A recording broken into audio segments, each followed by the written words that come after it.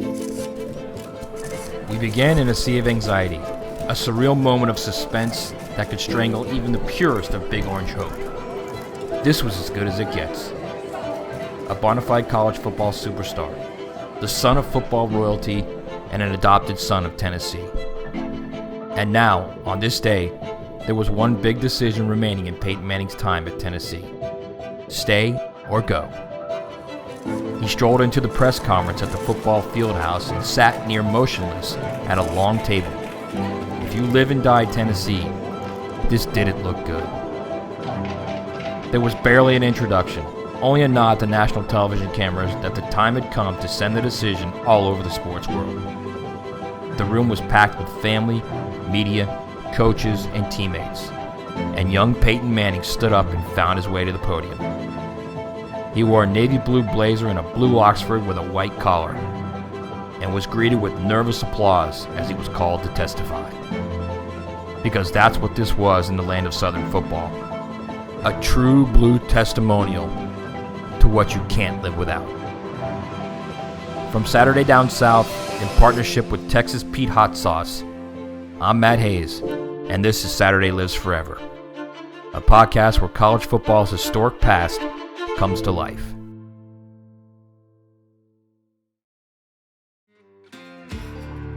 That boyish grin, those 20-year-old bangs parted on the left and come neatly to the right, straight over his forehead.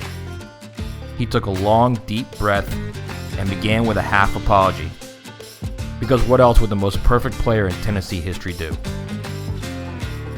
"I'm not going to make this into a dramatic ordeal," Manning said as he fidgeted with the microphone while standing behind a podium. And then he proceeded to take all of 90 seconds to explain how he came to his decision. "It wasn't a sign or anything," he finally said. "It was just sort of a feeling. I've made up my mind, and I don't expect to ever look back. I'm going to stay at the University of Tennessee." The room erupted. Hell, even the media stood and applauded. Here was the projected #1 overall pick in the 1997 NFL Draft, opting out of realizing one childhood dream for the sake of another. He was walking away from millions. In 1997, you see, there wasn't a rookie wage scale.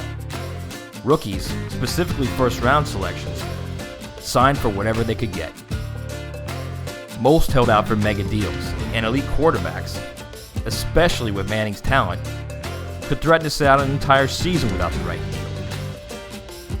Manning chose going to class, playing football for the Vols, and chasing an elusive championship, and the entire college experience over NFL millions.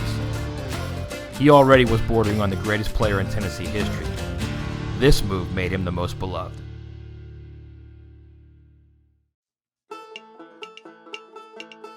Immediately, thoughts of winning the SEC and beating the hated Gators and eventually winning a national title came into clear focus. And you know what that meant. Manning was all but a shoo-in to become the first Heisman Trophy winner at Tennessee.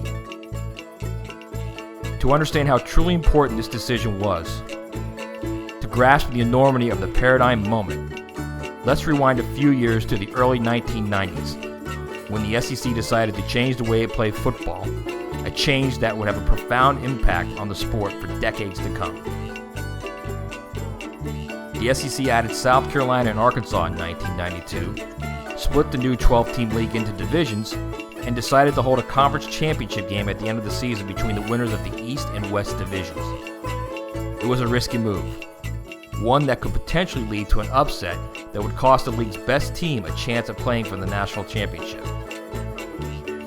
There was no college football playoff in 1992, no bowl championship series.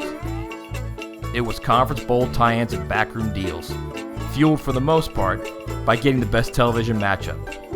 And if that matchup led to one or both of the teams playing for a national championship, all the better.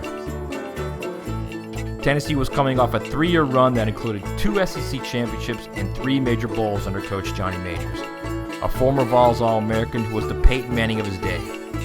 He loved Tennessee, and most of Tennessee adored him.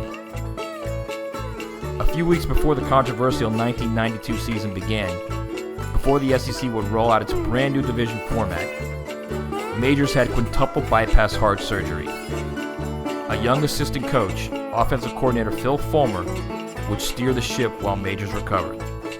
All the uncertainty led to an uneven season, and by the time November rolled around and Tennessee was out of the first ever SEC championship game race, sides had been taken. Some fans wanted Fulmer, others wanted Majors. Just months earlier, Majors had begun negotiating a contract that would keep him at Tennessee through the 1998 season. But before the 1992 season ended, Majors announced his resignation, and Fulmer was named coach. Depending on whom you believe, Fulmer either did his job and was rewarded for it, as he says, or he conspired with then Tennessee AD Doug Dickey and a deep pocket booster or two to force Majors from his job.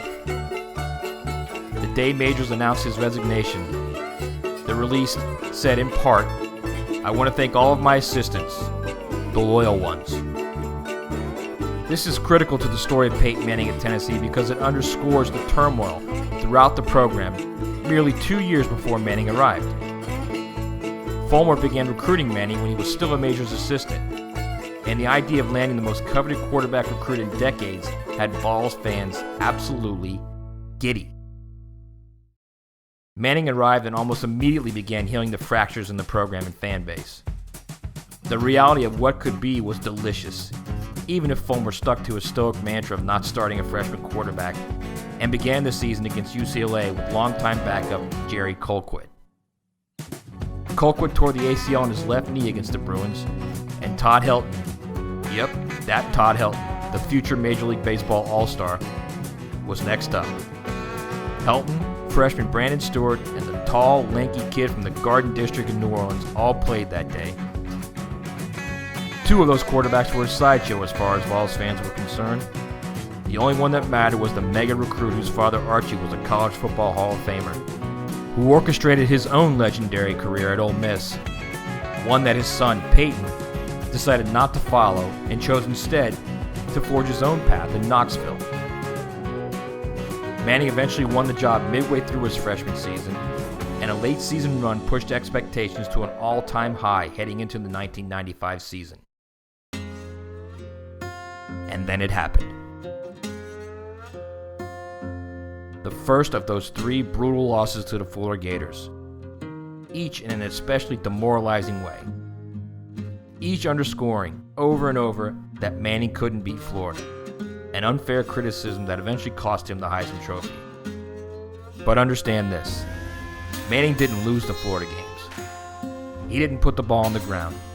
He didn't drop passes. In fact, he was the lone reason the Vols could have won 2 of the 3. A year after he graduated, the Vols learned how to beat the Gators and won a national championship. But that can't overshadow all the good Manning accomplished in Knoxville.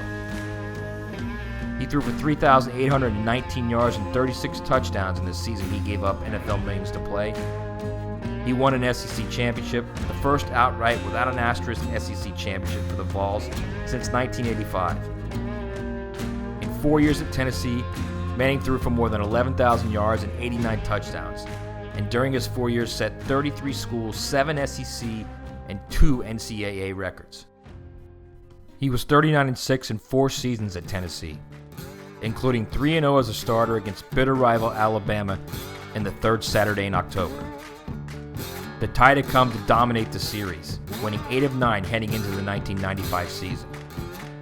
A 41-14 win over the Tide erased so many bad memories over the previous decade and began a run of 7 straight wins and 9 of 10.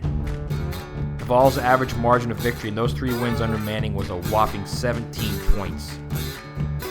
The 41 points scored by the 1995 team tied for the most scored in the series by Tennessee. After the 3rd win under Manning, a 38-21 rout in the last game of the rivalry played at Legion Field in Birmingham, Manning stood inside the cramped visitors' locker room and looked back on his part in changing history. He slowly puffed on the Monte Cristo No. 2 cigar handed out to every player in the Tennessee locker room. It was his 3rd post-game smoke in the series, a tradition that began 26 years earlier when then Alabama trainer Jim Goosetree, a Tennessee graduate, promised the Tide he would dance naked in the locker room if Tennessee's 6-game winning streak were broken. Goosetree danced naked in the locker room that night in 1961 and did so with a fat cigar hanging out of his mouth. The winning team in the rivalry has smoked cigars since, going as far as reporting the cigars to the NCAA as a secondary violation of the long-standing rule against tobacco. As he spoke of vanquishing the tide again, Manning coughed a few times on a plume of smoke. He was asked how the cigar tasted. He smiled, took another long drag, and exhaled, and smiled wide. "Victory," he said. During that all-or-nothing senior season in 1997, Manning won every award imaginable. He was a consensus All-American. He won the Maxwell, Davy O'Brien, and Unitas Awards. He won everything except the one award that would have completed a career for the ages, the award die-in-the-wool Vols fans still call the Heisman. That's Heistman. Not long after he announced he would return for his senior season, Manning graduated from Tennessee in 3 years with a 3.6 GPA. His final course, fittingly, was entitled History of Revolutions. And what a revolution it was in the 1997 Heisman Trophy race. A moment when an award that had been won every year prior by an offensive player was suddenly given to, or hijacked if you had orange blood coursing through your veins, a defensive player, and a cornerback of all positions. A player who returned a punt for a touchdown in a rivalry game on national television and removed all doubt. Not only did Charles Woodson play for undefeated Michigan, not only was he the best defensive player in the nation, not only did he do more at Michigan than just play cornerback, he played on a team that won big games that mattered. No matter what Manning accomplished in his senior season, no matter the SEC championship or all those records, he lost to Florida again. And if the Gators didn't blow it down the stretch with quarterback problems of their own, Tennessee wouldn't even have been playing for an SEC title. This robbery of the Heisman really wasn't that at all. Woodson, riding the momentum of the idea of a defensive player finally winning the award, cruised in the final voting.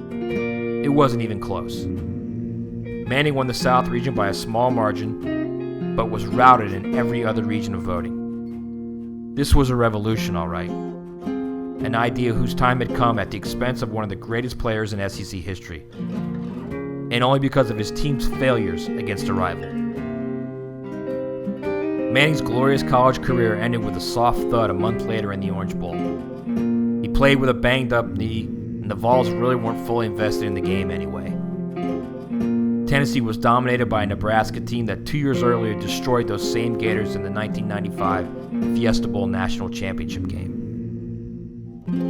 "It's disappointing to end my senior season this way," Manning said after the game, and he may as well have been talking about the Heisman Trophy and the Orange Bowl all wrapped as one.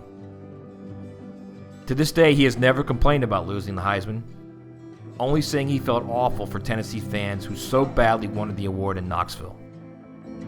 He had a wonderfully fulfilling college career, he has said over and over, even with the Shakespearean ending.